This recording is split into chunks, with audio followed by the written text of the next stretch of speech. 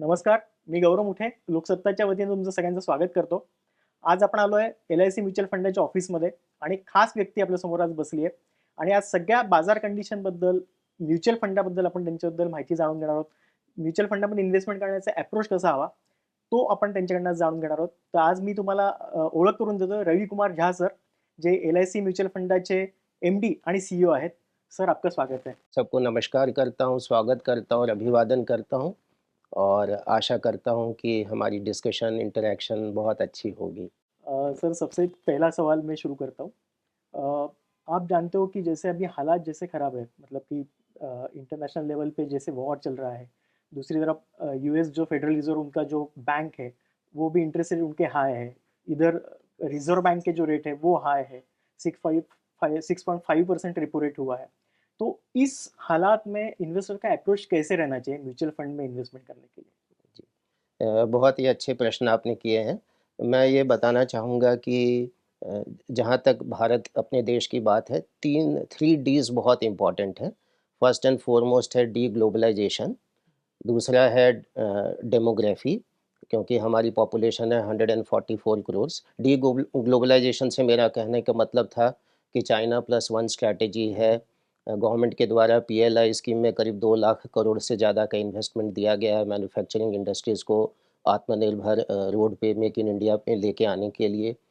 यही नहीं, गवर्नमेंट ने डिफेंस में भी जो है मोर देन 87,000 करोड़ का जो है सो इन्वेस्टमेंट करने का अभी जस्ट रिसेंटली ही अनाउंस किया गया है गवर्नमेंट के द्वारा। तो बहुत सारी इनिशिएटिव ली जा रही है। तो ये 2-3 और तीसरी जो चीज़ है, एक तो मैंने आपसे कहा डेमोग्राफी, हमारी पॉपुलेशन भी 144 करोड़ है। अगर यंग पॉपुलेशन की बात करें तो वो 65% है, जो कि ऑलमोस्ट 80-90 करोड़ होती है। और सबसे बड़ी बात है कि अपने देश की जो जो मिडिल क्लास है वो ऑलमोस्ट 40, जो 2020-21 की रिपोर्ट है, मिडिल क्लास की जो संख्या है वो करीब 44 करोड़ से ऊपर है और उनकी ग्रोथ रेट भी वो पूरे पॉपुलेशन का 31% है और आशा किया जा रहा है कि 2031 तक वो और ऑलमोस्ट 40% से ऊपर चली जाएगी। तो एक जो डेमोग्राफी एडवांटेज है इंडिया की वो यूनिक है और इसीलिए बहुत सारे कंपनीज़ जो विदेश में भी हैं वो यहाँ पे आके अपनी कंपनी खोलना चाहते हैं, यहाँ के इकोनॉमी में अपनी सहभागिता देना चाहते हैं और साथ ही साथ अपने लिए एक अच्छी अर्निंग्स भी अर्न करना चाहते हैं। तो ये कुछ चीज़ें थी जिसको लेके जो है सो मैं बहुत ज़्यादा आशान्वित हूँ कि ज़रूर कुछ नेगेटिव भी है, इन्फ्लेशन अपने देश में भी है, वोलेटिलिटी ऑफ प्राइसेस हैं, लेकिन इन्फ्लेशन कम होके अभी 4.85% हो चुकी है और बहुत सारी इनिशिएटिव गवर्नमेंट के द्वारा लिया भी जा रहा है ताकि लोगों को जो जो यहाँ पे इंडस्ट्री लगा रहे हैं या जो हम लोग कॉमन सिटीजन्स हैं, मिडिल क्लास हैं, गरीब लोग हैं, उन सभी को फ़ायदा हो और उनका उसका एडवांटेज मिले। यही नहीं, अभी हाल ही में एक और रिपोर्ट आई थी जिसमें कि गवर्नमेंट ने कहा था कि 25 करोड़ से ज़्यादा लोग जो हैं, ऑलमोस्ट 25 करोड़, जो मल्टी डायमेंशनल पॉवर्टी है उससे निकल के पिछले 10 साल में बाहर आए हैं। तो मुझे लगता है ये कुछ चीज़ें बहुत पॉजिटिव हैं और ऐसे हालात में कुछ चीज़ें रिस्क तो रहेगी आने वाले समय में। लेकिन अगर एक लंबे परिप्रेक्ष्य की बात करें, एक लॉन्ग टर्म पर्सपेक्टिव अगर हम देखें, तो आज भी जो भी इन्वेस्टर्स इन्वेस्ट करेंगे एसआईपी के थ्रू और अगर लॉन्ग टर्म इन्वेस्टमेंट की अपनी वो रखते हैं कि हमको जुड़ना है 5 साल, 10 साल, 15 साल के लिए और उसको कंबाइन करेंगे, जोड़ेंगे अपने फाइनेंशियल प्लानिंग गोल्स के साथ, तो मुझे लगता है कि उनको निश्चित ही बहुत ही अच्छी रिटर्न्स भी उनको मिलेगी और उनका जो वेल्थ क्रिएशन का जो सपना है, जो ड्रीम है, जो भी फाइनेंशियल गोल्स वो रखेंगे बच्चों की पढ़ाई के लिए, शादी के लिए, अपने रिटायरमेंट प्लानिंग से रिलेटेड, उसको वो ज़रूर पूरा कर सकते हैं। सर, अभी एल-आई-सी के बारे में, एल-आई-सी म्यूचुअल फंड के बारे में मुझे वो सवाल पूछना है। आप जनवरी से एल-आई-सी म्यूचुअल फंड का आपने चार्ज लिया हुआ है, उससे पहले आप एल-आई-सी में थे। तो ये सब आपके सामने अभी क्या चैलेंजेस है, जो एल-आई-सी का एयूएम, एल-आई-सी म्यूचुअल फंड का एयूएम आपको बढ़ाना है, जी, या क्या नई योजनाएँ आप तैयार कर रहे हैं एल-आई-सी म्यूचुअल फंड के लिए? जी। अ मैंने जॉइन किया था पिछले साल अप्रैल 2023 में। मेरी जो डेज़िग्नेशन थी वो थी एग्ज़ीक्यूटिव डायरेक्टर कॉर्पोरेट स्ट्रैटेजी और जो उस समय जो हमारे सीईओ थे वो रिटायर होने के उसमें थे, तो फिर मैंने जनवरी से मैंने टेक ओवर किया। लेकिन पिछले साल से ही मैं जॉइन करने के साथ ही पूरी टीम के साथ बात करना, उनके साथ बहुत सारे एक्टिविटीज़, सेल्स, मार्केटिंग एक्टिविटीज़ ये सब करके हम लोगों ने जो हमारी एयूएम थी 16,526 करोड़ थी, जो क्लोजिंग एयूएम थी 31 मार्च 2023 की, उसको हम लोग 27,700 करोड़ से भी ज़्यादा जो है सो हम लोग करने में सफल रहे।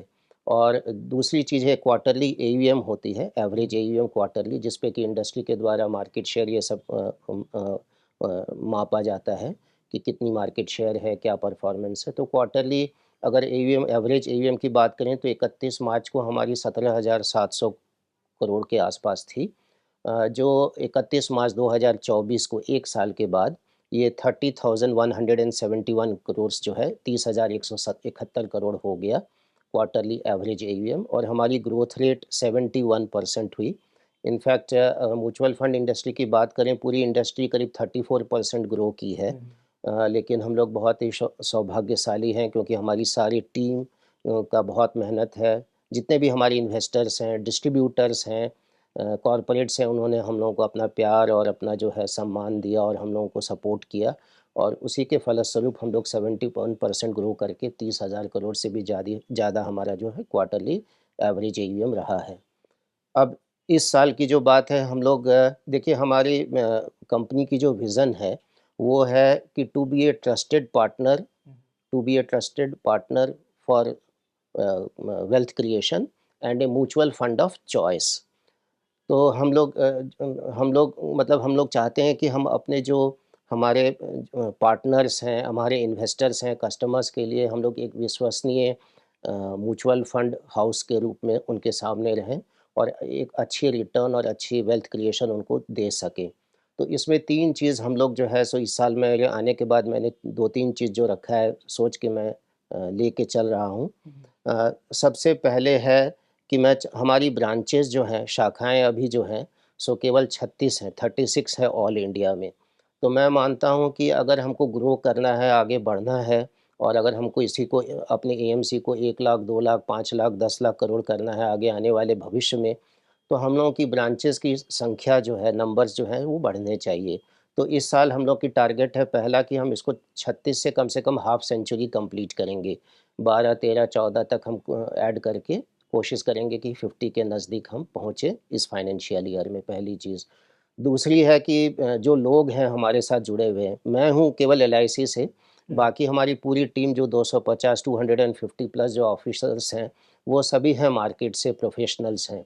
डिफरेंट चाहे फंड मैनेजमेंट की बात हो, चाहे रिसर्च की बात हो, चाहे क्रेडिट एनालिस्ट की बात हो, सेल्स टीम हो, एचआर के लोग हैं, सभी लोग जो हैं सो मार्केट से हैं, हाईली प्रोफेशनल, हाईली एजुकेटेड हैं और बहुत ही अच्छी टीम है। और लोग जो है सो किसी भी इंडस्ट्री के लिए, और ख़ास करके हम लोग तो सर्विस इंडस्ट्री में काउंट होते हैं म्यूचुअल फंड, तो लोग बहुत बड़ा मतलब एसेट हैं हमारे लिए, बहुत बहुत इम्पोर्टेंट और बहुत ही क्रिटिकल एसेट हैं। तो हम लोग ये चाहते हैं कि हम अपने लोगों की जो लर्निंग है, डेवलपमेंट है, ट्रेनिंग है, उनसे उनके स्किल्स को और एनहांस करें और कोशिश करें कि हम अच्छे टैलेंट को अपने एएमसी में लेने का प्रयास करें, ताकि सब लोग मिलके अच्छा कार्य कर सकते हैं अगर हमको ग्रो करना है। और साथ ये तो ऑफिशियल्स की बात होगी, साथ ही साथ हम लोग की पूरी कोशिश है डिस्ट्रीब्यूटर और एलआईसी एजेंट्स। अभी का अगर मैं बात करूं, करीब 57,000, 57,000 से ऊपर जो हैं सो एमएफडीज, आईएफएज या एलआईसी एजेंट्स सब मिला के हमसे जुड़े हुए हैं। और मैं चूँकि एलआईसी से भी बिलॉन्ग करता हूँ, पिछले 34 साल में एलआईसी में, मैं 1989 में ही मेरी अपॉइंटमेंट हुई थी। तो एलआईसी में हम लोग यही सीखे हैं कि एजेंट हमारा जो है सबसे क्रिटिकल और मोस्ट इम्पॉर्टेंट एसेट है वो। क्योंकि पूरी एलआईसी का व्यवसाय, बीमा एक ऐसी व्यवसाय है, जब तक हम बैठ के लोगों को समझाएँगे नहीं, तब तक उसको बीमा की जो महत्ता है, जो इम्पोर्टेंस है उसके लिए, उसके परिवार के लिए, बच्चों के लिए, वो समझना बहुत ही कठिन है। क्योंकि आप लोग भी सभी जानते हैं कि 5,000 साल पहले महाभारत में युधिष्ठिर जी को यक्ष ने प्रश्न किया था और उन्हें इसी प्रश्न का जवाब दिया था कि लोग देखते हैं सबको जाते हुए, लेकिन कोई सोचता नहीं है कि मैं भी एक दिन मर सकता हूँ।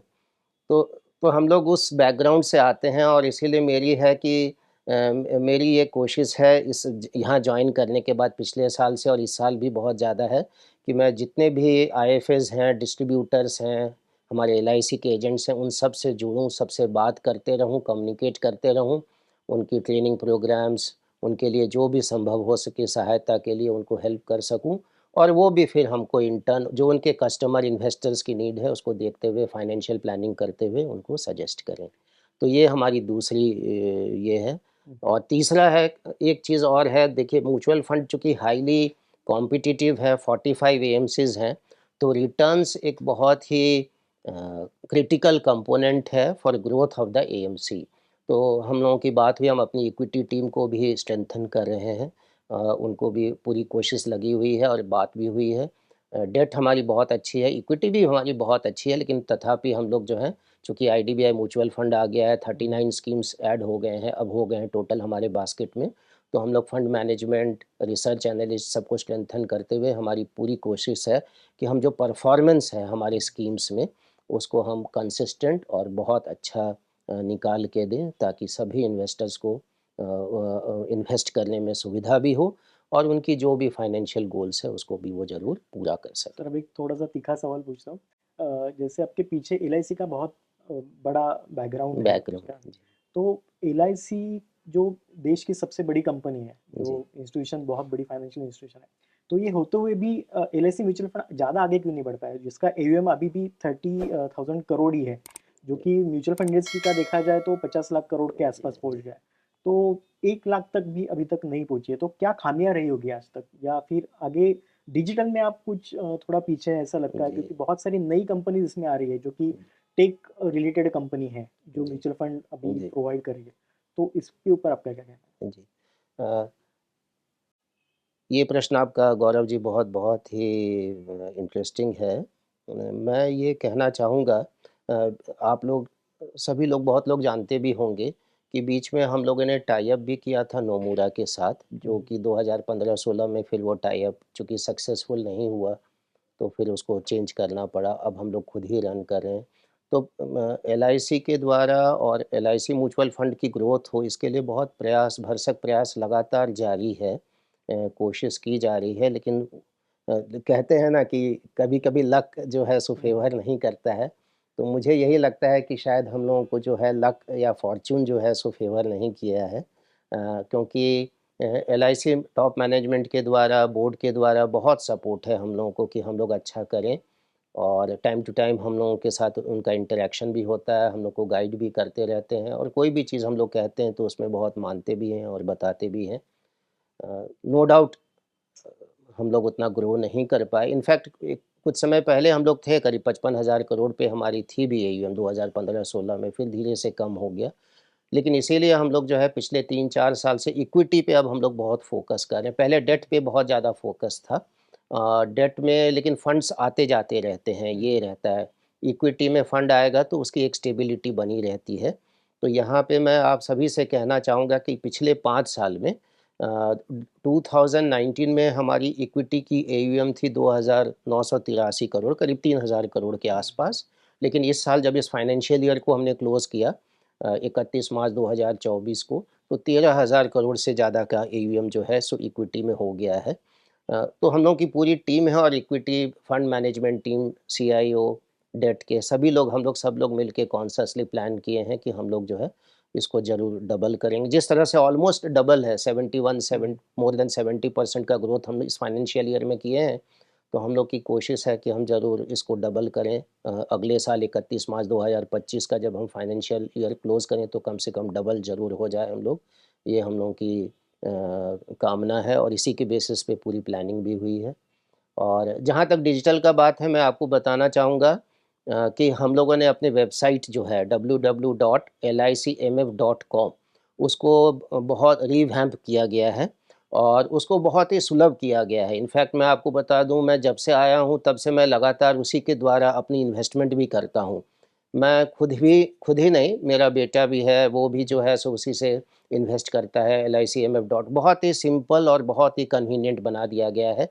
और आपके चैनल के माध्यम से भी मैं सभी ग्राहकों को, सभी कस्टमर्स और इन्वेस्टर्स को रिक्वेस्ट करूंगा कि वो ज़रूर जाएं, उसको यूज़ करें, अपने एक्सपीरियंस को शेयर करें। दूसरी चीज़ है, हम लोगों के पास कोई ऐप नहीं था, ये कमज़ोरी थी हमारे पास, वीकनेस। लेकिन नवंबर में हम लोगों ने एंड्रॉयड प्लेटफॉर्म पे LICMF इन्वेस्टर ऐप लॉन्च कर दिया, और अभी हम लोगों ने फरवरी मार्च में जो है बिगिनिंग में हम लोगों ने iOS प्लेटफॉर्म एप्पल फ़ोन्स पे भी जो है हम लोगों ने LIC MF इन्वेस्टर ऐप को ऐड कर दिया सर है। उसका रिस्पॉन्स कैसा रहा है अभी तक? बहुत बहुत अच्छा रिस्पॉन्स रहा है। सभी लोग मतलब जो डेटा और जो फीडबैक आ रही है, कई लोगों से मेरी पर्सनल बात भी होती है, जो मेरे फ्रेंड्स हैं LIC से या जो मेरे रिलेटिव्स हैं, सभी लोग जो है बहुत लोगों ने डाउनलोड किया है, मतलब ह्यूज रिस्पॉन्स, पॉजिटिव रिस्पॉन्स है।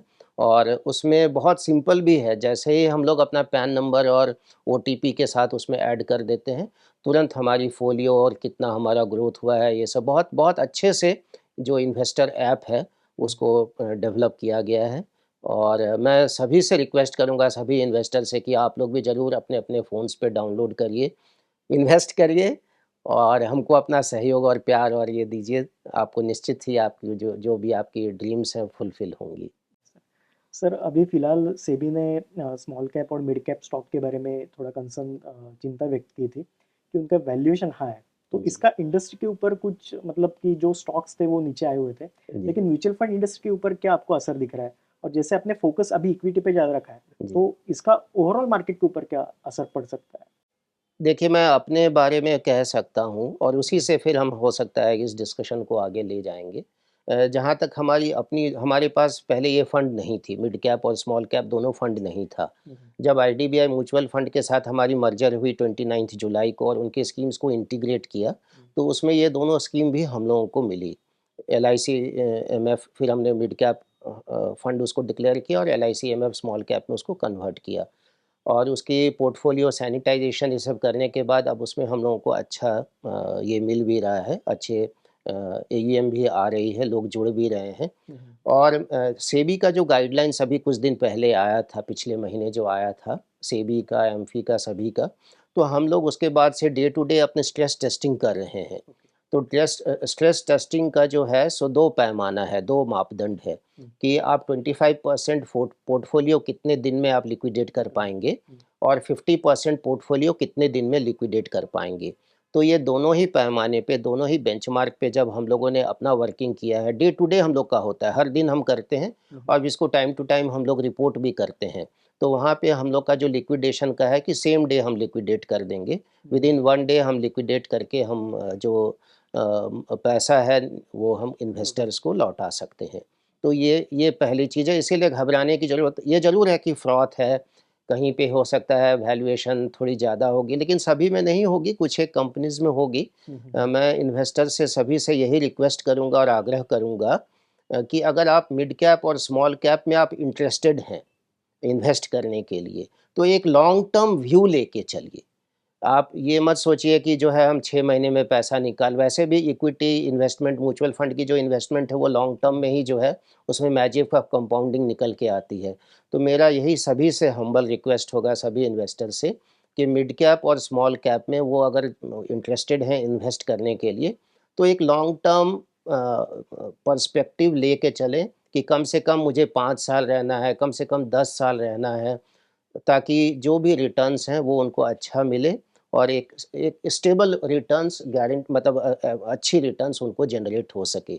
जहाँ तक नए इन्वेस्टर्स हैं, जो नए हैं, पहली बार आ रहे हैं और जो सोच रहे हैं कि मैं किस में इन्वेस्ट करूँ, तो उनके लिए मैं हर समय सजेस्ट करूँगा कि आप लार्ज कैप ओरिएंटेड जो फंड्स हैं, चूँकि वो बहुत ही स्टेबल, और जो 50 कंपनीज़ हैं या 100 कंपनीज़ हैं लार्ज कैप में, वो बहुत ही अच्छे जाने-माने कंपनीज़ हैं, तो उसमें अगर आप उन फंड्स में आप इन्वेस्ट करेंगे, लार्ज कैप में या लार्ज एंड मिड कैप में या इस तरह के लार्ज कैप ओरिएंटेड फंड्स में अगर आप करते हैं, तो आपको अच्छी रिटर्न वहाँ पे भी जनरेट होगी और आप अच्छे से अपने एक्सपेक्टेशंस को फुलफ़िल कर सकते हैं। सर जैसे अभी आपने बोला था कि नया ऐप लॉन्च हुआ है, उसके बारे में और ऑफिसेज भी आप बढ़ाने वाले हो, तो टियर 2 और टियर 3 सिटी के लिए आपकी क्या योजना है? वहाँ से भी ज़्यादा बहुत लोग अभी मोबाइल सेवी टेक्नो सेवी हो गए, तो इन्वेस्टमेंट आ रहा है वहाँ से भी, जी।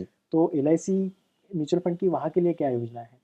हमारी योजना ब्रांचेज़ है, हम लोगों ने बहुत सारे ब्रांचेज़ आइडेंटिफ़ाई किए हैं, जो हम लोग करीब 15 14-15 ब्रांचेज़ आइडेंटिफ़ाई किए हैं।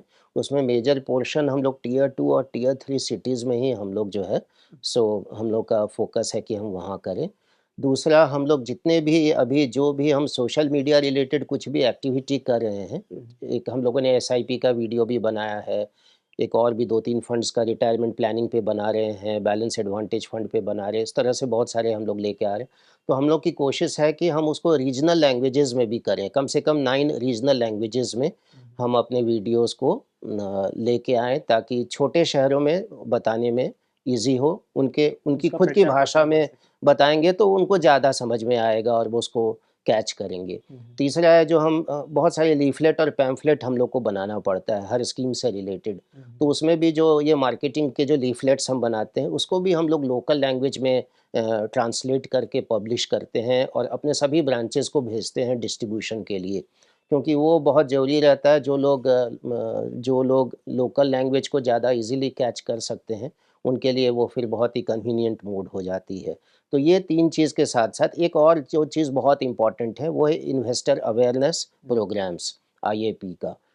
सेबी के द्वारा, एमफी के द्वारा हम लोगों को बार-बार कहा जाता है कि आप इन्वेस्टर अवेयरनेस प्रोग्राम, और ये करना भी चाहिए। जितना हम करेंगे अवेयरनेस भी बढ़ेगी और लोग फाइनेंशियल सेविंग्स की तरफ लोग अट्रैक्ट भी होंगे, उनका ध्यान भी जाएगा हुँ, हुँ। और उससे एक अच्छी उनको बुरे समय के लिए एक अच्छा फंड भी एक्युमुलेट हो जाएगा। इनफैक्ट कोविड के कारण हम लोग सभी जानते हैं, एक बहुत बड़ी पॉपुलेशन जो है, बहुत लोग जो है सो उस समय माइग्रेशन और ये सब में बहुत हुँ, कष्ट भी झेले हैं।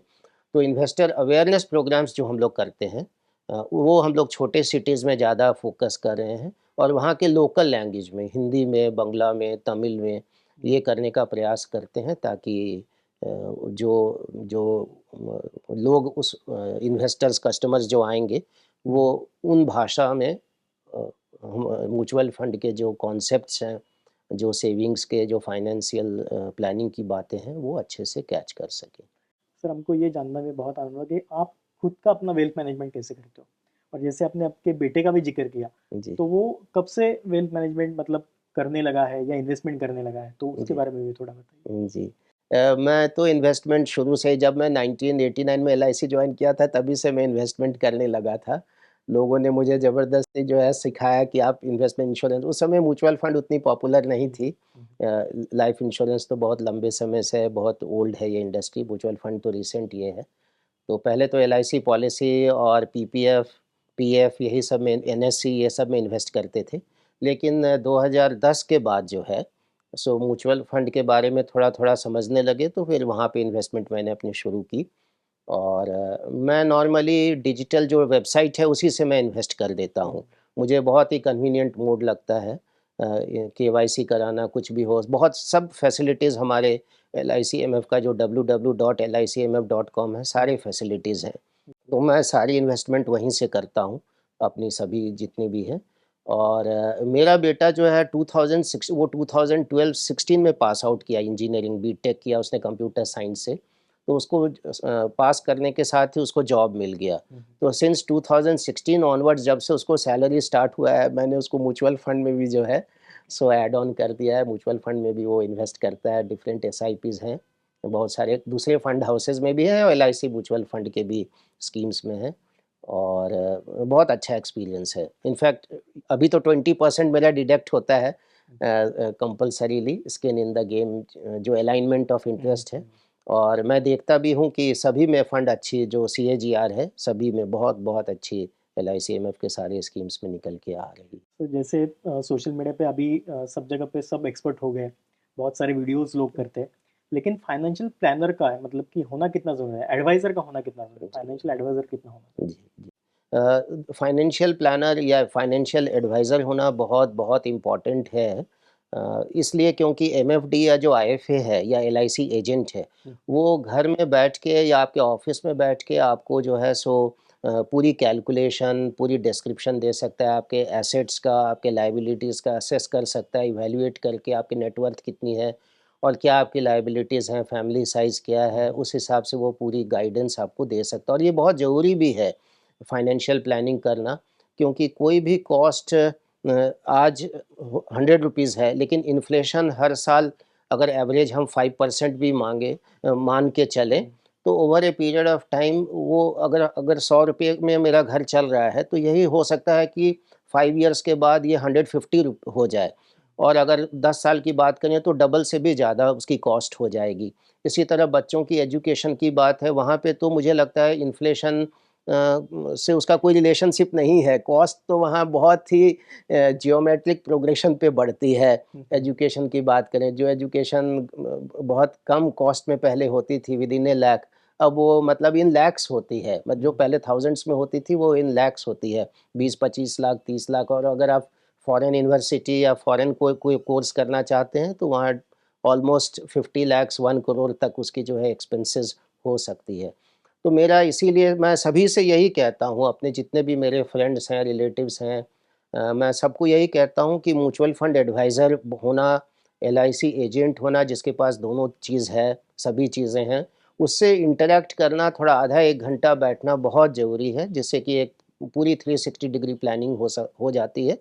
और अच्छे स्कीम्स कौन से हैं, क्या हैं। हम लोग, मैं आपको बता दूँ, मैं म्यूचुअल फंड इंडस्ट्री में भी हूँ। अभी करीब 1 साल से हूँ मैं। लेकिन ये नहीं हो पाता है कि मैं 1400 करीब स्कीम्स हैं, 1400, 1500 या उससे ऊपर स्कीम्स हैं म्यूचुअल फंड के। सभी स्कीम्स को मैं देख पाऊँ, क्योंकि उतना टाइम नहीं रहता है अपने काम ये सब के। मैं समझता हूँ कि ऐसा ही बाकी लोगों के साथ भी होगा कि उनकी जो अपनी जो डेली वर्क लाइफ बैलेंस है, उसमें उतना समय नहीं मिलता होगा कि वो फाइनेंशियल सेविंग्स किसमें करें, इन्वेस्टमेंट किसमें करें, उसको ठीक से समझ सकें। और इसीलिए कोई एडवाइज़र अगर साथ में है, जो आपको प्रॉपरली गाइड कर सकता है, तो वो बहुत ही मतलब इम्पोर्टेंट और क्रिटिकल भी है, बहुत वैल्यूएबल है। क्योंकि उसके थ्रू आप अगर इन्वेस्टमेंट की जर्नी रखते हैं, चाहे लाइफ एलआईसी पॉलिसीज़ हों, एलआईसी म्यूचुअल फंड के, या किसी और कोई भी प्रोडक्ट आप लेना चाहते हैं, तो एक प्रॉपर आपको बहुत ही होलिस्टिक एक सजेशन भी मिलेगी और बहुत हेल्प भी होगा। जहाँ तक इन्फ्लुएंसर्स की बात है, सेबी ने रेस्ट्रिक्ट कर दिया है। यूथ को क्या संदेश दोगे? और इन्वेस्टमेंट जो है, मतलब कि अभी कोई म्यूचुअल फंड की योजना है जो सिलेक्ट करनी है, तो उसके बारे में क्या पैरामीटर्स रहने चाहिए? मैं यूथ को सबसे पहले, जो यंग जनरेशन है, अपने बेटे को ही मैंने जो दिया वही मैं सबको यही कहता हूँ, अपने बेटे का ही एग्जांपल मैं दूंगा। मैंने उसे यही कहा कि सैलरी तो मिल रही है और खर्चा करने का बहुत ऑप्शंस हैं। आजकल एक पहले, आज से 30 साल पहले मॉल्स नहीं हुआ करते थे, इतनी गाड़ियाँ नहीं होती थी, बहुत ही लिमिटेड चॉइस हुआ करता था।